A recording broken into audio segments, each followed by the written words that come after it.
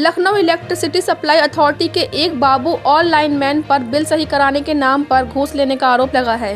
एक महिला ने आरोप लगाया है कि गलत बिल को सही कराने के लिए उससे 50,000 रुपये की रिश्वत ली गई। महिला ने एक वीडियो भी जारी किया है जिसमें कर्मचारी उससे रुपए लेता नजर आ रहा है। नादरगंज के खिद्दन खेड़ा आनंद बिहार की रहने वाली महिला का कहना है कि काफी समय से उसका बिल नहीं बनाया जा रहा था।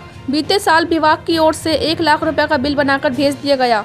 आरोप है कि बिल ठीक कराने के बदले उसने लाइनमैन हबीब को 2 बार में 20,000 जबकि सहायक बाबू को 30,000 रुपए दिए, फिर भी उसका बिल ठीक नहीं हुआ।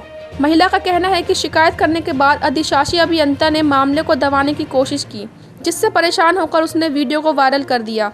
वायरल वीडियो में बाबू महिला से कैश लेकर गिनते हुए दिखाई दे रहा है। वहीं विभाग के उच्च अधिकारियों ने बताया कि इस मामले पर जांच बैठा दी गई है।